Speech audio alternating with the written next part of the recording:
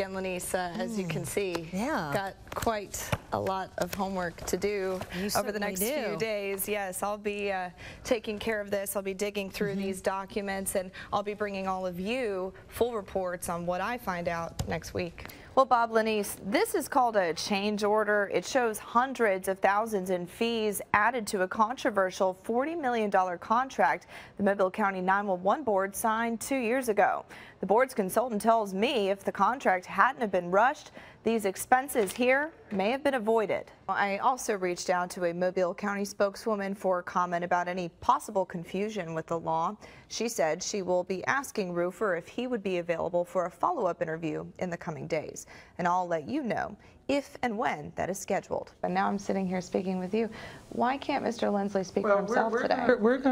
It is our anticipation today that Mr. Lindsay be made available. So you don't feel like it's a group that's pushing Harris products? I'm sure it's not. You don't think that there's any kind of conflict of interest there? I don't see it. Katie, we've established that the age of consent here is 16, but is the Archdiocese willing to go on record to say if there was a relationship here or not? No, Bob. I reached out to the Archdiocese and its attorneys for a comment about the allegations, but so far my calls have not been returned. Now, lawyers who filed the bullying lawsuit originally have also declined to comment, but tell me they will continue to pursue deposing Dixon about her role in handling the alleged sexual misconduct. Well, Bob, certainly a very disappointing night tonight for folks supporting the Baldwin County School Board's proposal for the 8 mil property tax increase that has, as we know now, been voted down. Now, earlier I asked Superintendent Robbie Owen for a live Q&A. He was unavailable, but we did get a recorded interview with him just a little bit ago. Take a listen. Fox 10 News uncovered that the school system had used more than $156,000 in taxpayer money to encourage a yes vote. Fox 10 News reporter Katie Weis made that discovery. Katie, you've since learned that numbers has gone up even more. It certainly has, Bob and Lenise. This is a financial form here from the Political Action Committee, the Baldwin County Education Coalition, formed earlier this month. And it shows the school system has now spent some $210,000 in taxpayer money on the Build Baldwin Now campaign. Our investigation began when Fox 10 News noticed these voting pledge cards. We asked the Baldwin County Board of Education how much it spent on the flyers. Only $3,000 taxpayer dollars was the answer. In favor, say aye. As I continued to press the school board about its use of taxpayer money for the Build Baldwin Now campaign, the board ultimately released this breakdown of expenditures.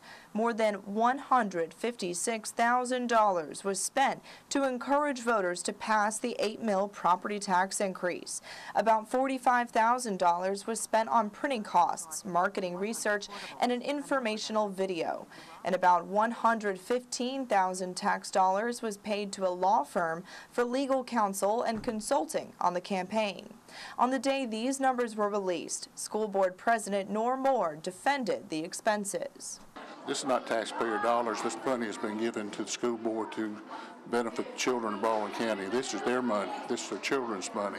Since then, Fox 10 News has uncovered more spending on the campaign. Another $54,000 taxpayer dollars on TV commercials. That brings the total to $210,000 in taxpayer money spent on the campaign. I asked school board member Angie Swiger why she felt comfortable approving the use of taxpayer dollars to promote a yes vote when there are some taxpayers in Baldwin County who will vote no. People who don't have children in the schools benefit from a great school system. Great school systems equal strong economies, strong communities, so everyone benefits whether they have students in the schools or not. But one school board member has a different take. They're tax dollars, and they're there for a specific reason, and that's not to promote more taxes or to promote candidates or anything else. So is it legal? Well, according to a 2003 Alabama Attorney General's opinion, it is. And while it might be legal, many voters here in Baldwin County say the school board's use of taxpayer dollars to advertise a yes vote just isn't right. And them spending more of our money to promote a vote to increase it is a little ridiculous. But not everyone in Baldwin is upset. Many voters say the Build Baldwin Now campaign is something they're willing to pay for. Whatever it takes. I think it's okay. All right. So it's worth it. in my opinion. Reporting live in the newsroom, I'm Kati Weis for Fox 10 News. Now, Fox 10 News investigative reporter Kati Weis is in our newsroom with the story. It's been several months of turmoil, but the 911 board tells me it's finally starting to feel a breath of fresh air. 2 years ago, the Mobile County 911 Board signed a nearly $40 million contract with Harris Corporation that was meant to improve emergency response communications. But as the contract was implemented into the 911 system, board members began noticing what they felt to be troubling flaws. So, 3 months ago, board members voted unanimously to launch an independent investigation into the contract, unilaterally halting all payments to Harris. That's when I jumped on board to investigate how your tax dollars were being spent. While I continued to dig and expose, the 911 board's attorney continued back and forth negotiations with Harris in aims to come to a more cost-efficient contract for the taxpayers.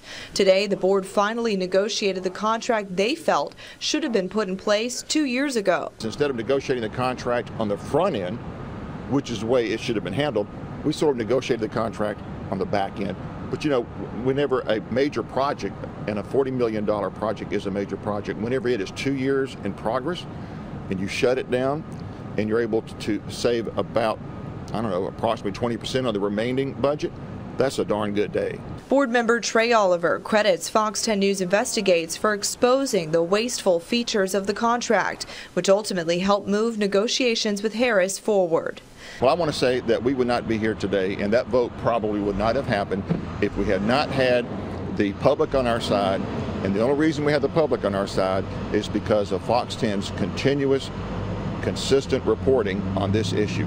Board member Shane Stringer said these negotiations have been a long time coming. Tickled to death at the progress we've made. The beneficiaries here is going to be the taxpayers. We're saving almost $5 million in this project of taxpayer money, so that's awesome. So what was cut? The biggest feature was software known as Open Sky, which Stringer said no one needed in the first place. Which was information or technology that would not be used by any of the agencies in Mobile County. So being able to eliminate that and save the $4.1 million on that alone was worth all of the efforts. Remember those added costs in a change order? A consultant for the board said negotiations helped cut unnecessary additions. One of the important parts of the negotiation was making sure the ground rules were set on how change orders were to be accomplished in the future, and that the one that was going to be initiating a change order request would be the district, not the vendor. With major cuts also came some added benefits. A comprehensive training program for the new system was thrown into the deal. Calls to Harris for a comment so far have not been returned. The board isn't out of hot water just yet. An independent investigation into the contract has been completed, but board members now need to review the findings and decide if any interdisciplinary action needs to be taken. I'll let you know what unfolds. In the newsroom, Kati Weis, Fox 10 News. City officials tell me it's embarrassing to see just how overgrown these ditches have become. But now the city has the daunting task of cleaning them out and keeping them clean. So far, the city has paid a private contractor $150,000 to chop down these forest-like ditches. And I'm told that only accounted for a fraction of the work that needs to be done. You may have never noticed them before, but they're a big problem for drainage in the city of Mobile. Nearly 100 large ditches, or quote, minor ditches, as they're dubbed by Public Works, have been sitting neglected for dozens of years in the city. Some taxpayers who see these ditches daily are worried they could cause a flood hazard. Tom Bramlett owns OEC, a business adjacent to one of those, quote, minor ditches near the I-65 and Dauphin Street interchange. He says he's asked the city time and time again over the years to clean the ditch. We've been in this location since 1980. We've been trying for several years to get someone in here to do this properly. They would come and do a little bit, and immediately it would be all clogged up again. City officials tell me those accusations are valid. I mean, our folks that do this work, they're embarrassed they can't do it as well as they want to or the citizens want to. Bill Harkins is the executive director of Public Works for Mobile. He says there are some 15 full-time workers in his department who should have been taking care of those ditches over the years. Our department is required to clean these ditches to a level that makes them work properly. And we have had goals in the past to get out there on a regular basis a couple of times a year, and we've not been able to hit those goals in years.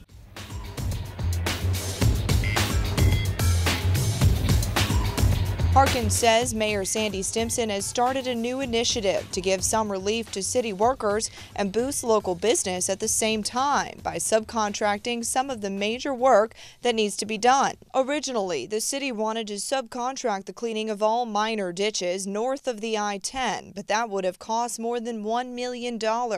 So officials narrowed down the work to the northeast sector of Mobile and put out a bid request for cleaning $150,000 worth of ditches.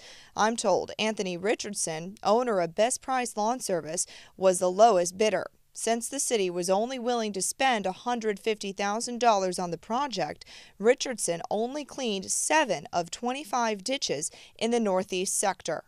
Now, these rock barriers were already in place, but I'm told a forest of sorts had grown up out of the barriers and also up out of the ditch to somewhere of about 30 feet. Officials were worried that that would create a flooding issue. So they had the company come in, clear out all of the brush, all of the trees, and all the litter that they found here in the ditch.